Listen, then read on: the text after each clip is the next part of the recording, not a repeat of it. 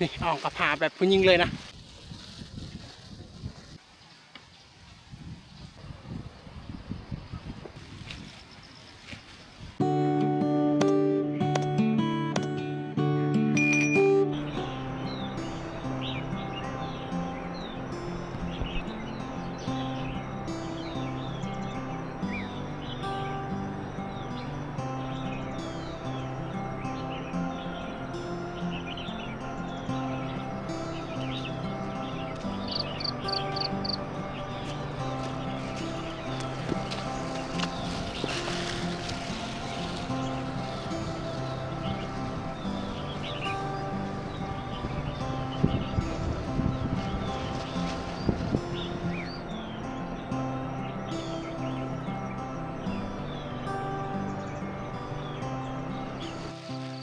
กับทักทายสบายดีพ่อแม่พี่น้องFCเบิร์ดสุขุสุขคน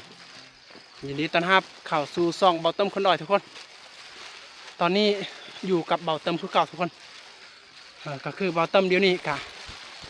พาเมียขึ้นไห้ทุกคนนี่ออกกับผาแบบผู้หญิงเลยนะออกแบบเมียอองเมียเป็นเลยทุกคนนี่นะแต่ว่าของเขาก็อาจจะใหญ่แน่กว่าเพิ่นอีกได้เป็นอะไรเมื่อยปะอะไรอ่ะเอามือแห้งทุกคนเพราะว่า เขายางแต่แคมทางพุ่นละพอไม้ก็คือยางไปบนเขาพุ่นละทุกคนเพราะว่าจะมีส่วนเฮาอยู่ในนั้นนะส่วนเฮาปลูกข้าวนะทุกคนเฮ็ดไฮปลูกข้าวอยู่พัวผูพุ่นแหละและเป้าหมายในวันนี้ก็คือไปปลูกลูกกระถินทุกคนนะกระถินอลงไปปลูกอยู่ทางพุ่นออกแบบเมียเขาเลยได้ถ้าจริงนี่เขาได้เห็นพวกผู้ชายนี่ออกกระพานินมีแต่ย่ำเขาเจ้าเก็บเกี่ยวทุกคนหรือว่าบางคนนี่เก็บเกี่ยวนี่กะยั่งแบกกระสอบเถื่อนะแบกกระสอบนะทุกคนยากได้ทีเราจะได้เห็นว่าผู้ชายนี่ออกกระพาแบบบอตเติมนี่แหละทุกคนแต่ว่าแม่นว่าย่องบอตเติมนั่นแหละแต่ว่าอันนี้เป็นการให้ความรู้ซื่อๆนะเพราะว่ากระพานี่จะเป็นอุปกรณ์ของพวกผู้หญิงข้าเจ้าว่าถ้าผู้ชายเฮ็ดไปมันนะแบบว่าเป็นเรื่องน่าอายนะแบบนี้กะเบาเติมกะจำเป็นนะข้าเจ้าเบาได้กะเบาละนี่แต่จุดที่เขาปะรถหันอยู่แคมทางหอดนี่กะประมาณ2 กิโลแหละทุกคนเอาอย่างและแต่นี่ไปหอดไฮพุ่นกะประมาณ3 กิโลน่าจะประมาณ5 กิโลถึงจะหอดไฮทุกคนฝนตกเลยมื้อนี้บรรยากาศเหมาะในการปลูกพืชปลูกผักนะปลูกอย่างต่างๆแถวอยากปลูกกันนะทุกคน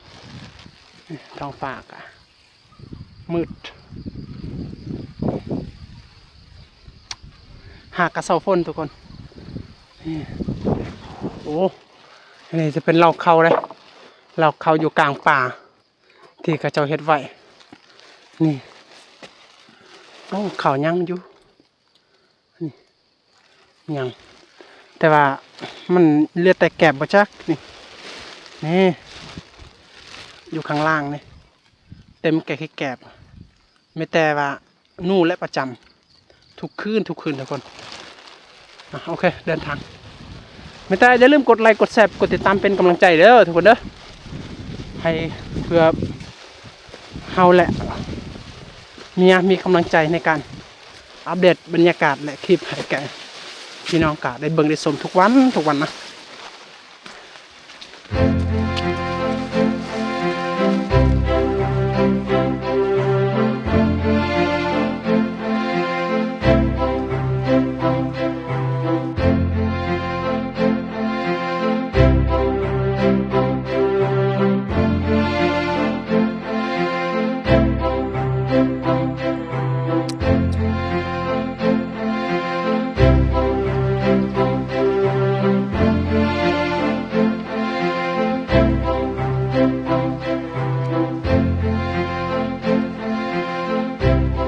นี้เฮากะพากำลังฮอดให้ชาวบ้านทุกคนแต่ว่ายังบ่ทันฮอดให้เฮาเทื่อนะแต่ว่าใกล้จะฮอดแล้วทุกคนและเส้นทางกะมันอยู่ในจุดที่สะดวกสบายแล้วบ่คือหันเส้นทางอยู่ลุ่มพุ่นเด้เมื่อยแฮงเขาของอาจารย์นี่งามขนาดเลยเพราะว่าเขาเจ้าไปเฮ็ดให้อยู่บนเขานี่ก็ประมาณนี้เลยทุกคนสาเหตุที่ชาวบ้านเขาเจ้ามักจะขึ้นไปเฮ็ดให้อยู่บนเขานี่ได้อยู่แคมทางอยู่ใกล้บ้านเขาของเขาเจ้าก็บ่งามแต่ว่าคนที่เฮ็ดให้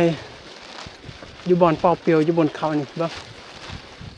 เขาของเจ้านี่งามดี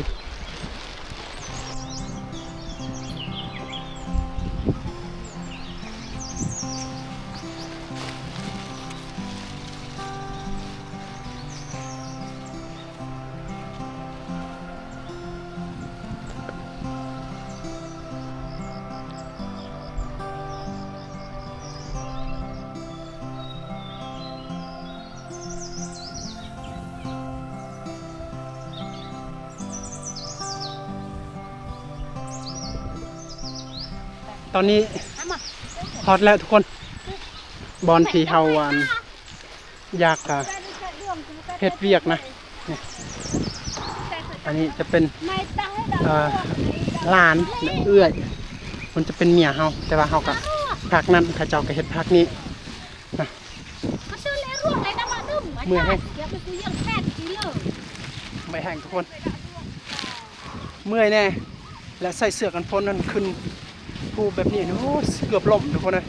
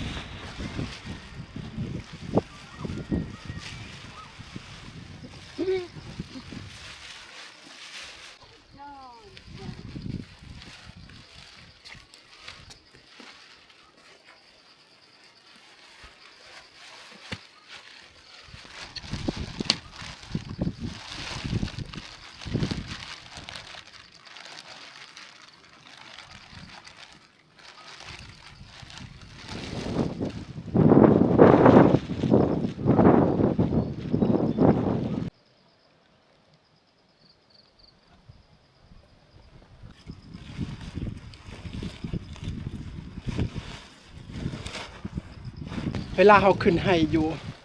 บนเขาเนี่ยจ้ะนี่นะทุกคนตอนขึ้นเมื่อหอดให้เนี่ยไว้ขี้ข้านกลับไม่อยากกลับเลยเขาได้ชมได้เบิ่งบรรยากาศธรรมชาติที่สวยงามนี่โอ้ยสะอ่อนนี่เลยแต่เวลาเขาลงไปนี่เขาขี้ข้านขึ้นเพราะว่าเส้นทางนี่ป้าโชโหดขนาดนะไปหอดไม่อยากกลับแล้วไม่อยากไปฮะนะกับประมาณนี้แหละทุกคนเพราะว่าเวลาเฮาฮอดนี่เฮารู้สึกม่วนนะนี่ธรรมชาตินี่เฮาบรรยายบ่ได้เลยนะความสวยความงามเนี่ยนะทุกคนนี่เฮาจะบ่ได้ยินเสียงหยังมีแต่ยินเสียงธรรมชาติเสียงนกฮ้องเจ้านะจนว่ารู้สึกว่าอยากอยู่เลยนะทุกคนถ้าว่ามีเส้นทางขึ้นไปนี่เฮาก็คิดว่าอยากปลูกเขื่อนจากหลังนึงและมาอยู่นะแต่เวลาไปเวลาลงไปที่ข้านขึ้นมาบดีละเพราะว่าเส้นทางเนี่ยก็คือพี่น้องเห็นหันแหละเส้นทางกะจุดมันยากเกินจนว่าเส้นทางขึ้นภูนี่กะบ่ธรรมดาบอกคือภูเขตธงเพียงได้เขตธงนี่ภูอยู่แต่ว่ามันภูธรรมดาแต่ว่าภูเขตเฮานี่มันภูแท้ภูว่างทุกคนนะขึ้นกับยากลำบากโดยเฉพาะขึ้นนี่ก็บ่แม่นว่าขึ้นตัวเป่าเลยต้องอองก็ผ่าอองอาหารการกินอองน้ำกอกน้ำกินนะทุกอย่างแบกไปหมดนะ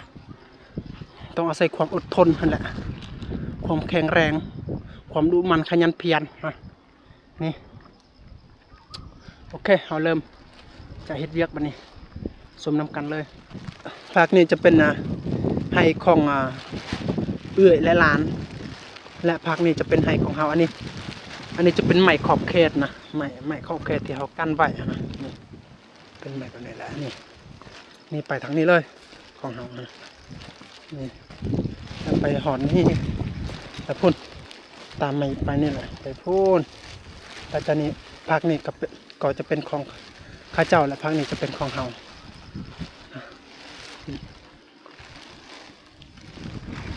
และอยู่รูปนี้ก็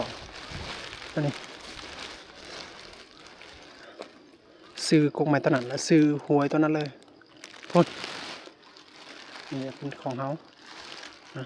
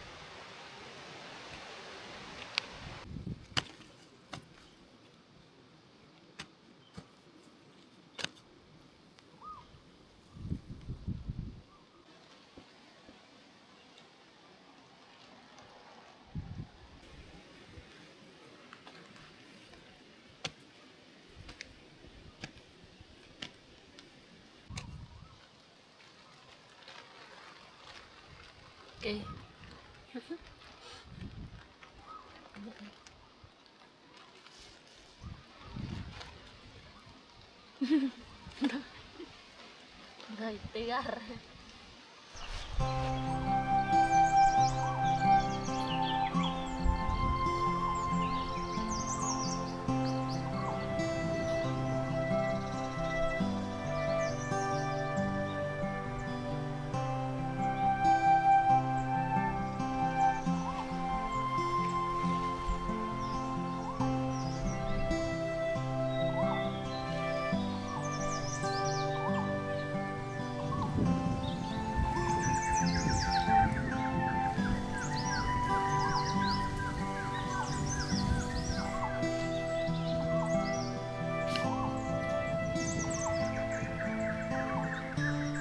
โอเคทุกคนกะตอนนี้